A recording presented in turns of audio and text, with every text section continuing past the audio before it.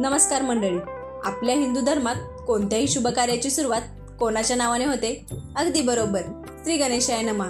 पण तुम्हाला कधी प्रश्न पडलाय का की 33 कोटी देवांमध्ये फक्त गणपती बाप्पालाच प्रथम पूज्य म्हणजेच सर्वात आधी पूजेचा मान का मिळाला?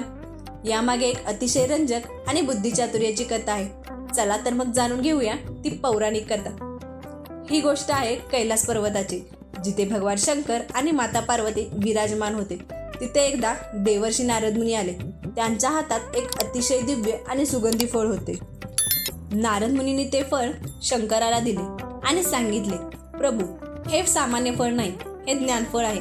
जो कोणी हे फळ खाईल त्याला अफाट ज्ञान आणि अमृतत्व प्राप्त होईल. शंकराने ते फळ पार्वतीला दिले. आईच्या मायेपोटी पार्वतीने ते फळ कापून दोन्ही मुलांना देण्याचे ठरवले. पण नारद मुनी म्हणाले, नाही देवी, हे फळ कापले जाऊ शकत नाही. ते एकाच व्यक्तीला पूर्ण खावे लागेल, तरच त्याचा प्रभाव होईल. आता प्रश्न पडला, फळ द्यायचे तरी कोणाला? कार्तिकीय की गणेश? दोघेही हट्ट करू लागले. तेव्हा भगवान शंकरांनी एक उपाय शोधला. त्यांनी एक शर्यत लावली. ते म्हणाले, तुमच्या दोघांपैकी जो कोणी सर्वात आधी संपूर्ण पृथ्वीची प्रदक्षिणा करून परत येईल त्यालाच हे फळ मिळेल. वडिलांचे बोलणे ऐकताच कार्तिकेय क्षणाचाही विलंब न करता आपल्या मयूर वाहनावर स्वार झाला.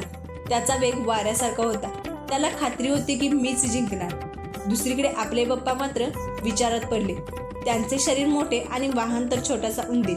उंदरावर बसून पृथ्वी प्रदक्षिणा करणं त्यांना शक्य नव्हतं. पण मित्रांनो, जिथे शारीरिक ताकद कमी पडते तिथे बुद्धी कामी येते. गणपतीने तेच केले. गणपतीने शांत डोक्याने विचार केला. त्यांनी आपल्या आई वडिलांना एका जागी बसण्याची विनंती केली. आणि काय आश्चर्य, पृथ्वीला फेऱ्या मारण्याऐवजी गणपतीने चक्क आपल्या आई वडिलांभोवतीच 3 प्रदक्षिणा घातल्या. त्यांना मनापासून नमस्कार केला आणि बाजूला उभे राहिले. भगवान शंकर म्हणाले, गणेशा, तू तर इथेच होतास. तुझी प्रदक्षिणा कधी झाली? तेव्हा गणपतीने जे उत्तर दिले ते ऐकून तुमचेही मन भरून येईल. गणपती म्हणाला, पिताश्री, सर्व तीर्थ आणि संपूर्ण जग हे आई वडिलांच्या चरणाशी असते. माझ्यासाठी तुम्ही दोघेच माझे विश्व आहात. त्यामुळे तुमची प्रदक्षिणा हीच माझी पृथ्वी प्रदक्षिणा आहे. बाप्पाचे हे बुद्धिचातुर्य आणि मातृपितृभक्ती पाहून भगवान शंकर प्रसन्न झाले. त्यांनी घोषित केले की जगाचा प्रवास करण्यापेक्षा ज्याला आपल्या आईवडिलांमध्ये जग दिसते तोच खरा ज्ञानी. त्याच दिवशी शंकरांनी वरदान दिले की यापुढे जगात कोणत्याही देवाची पूजा करण्याआधी गणेशा, तुझी पूजा केली जाईल. तू प्रथम पूज्य असेल. आणि तेव्हापासून आपला लाडका बाप्पा प्रथम पूज्य झाला. मित्रांनो, या कथेतून हे शिकायला मिळतं की शरीराच्या ताकदीपेक्षा बुद्धी आणि संस्कार जास्त महत्त्वाचे आहेत.